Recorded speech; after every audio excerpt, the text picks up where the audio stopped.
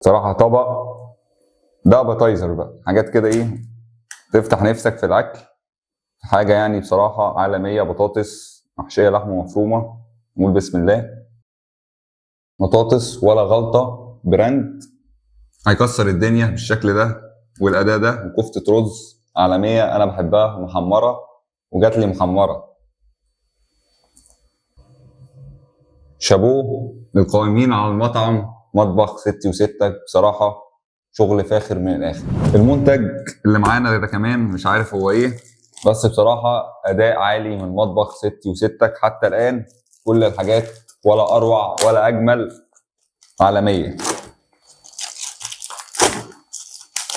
والستيكر مهتمين بالبراندنج والباكجينج وكل حاجة.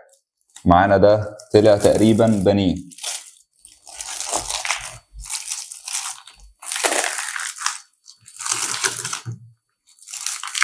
تغليف من كتر حلاوته، والبانيه سخن. نجرب البانيه. بصراحة البانيه شكله من غير ما ادوقه خطير، لونه ذهبي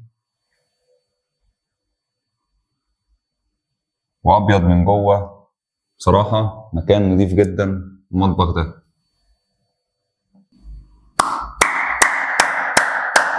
رهيب ولا غلطة، 100 طبيعي وبلدي.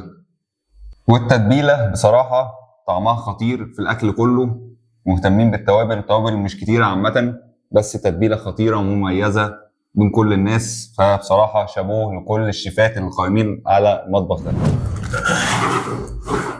آخر منتج معانا تقريبا يعني أعتقد اللي هو كفتة رز بالصلصة. هل هتطلع كده ولا لأ؟ هنشوف. طلعت فعلا كفتة رز بالصلصة.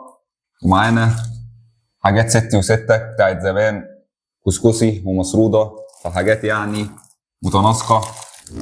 وكل سنة طيبين طبعا بمناسبة شهر رجب، بداية شهر رجب، واللهم بلغنا رمضان.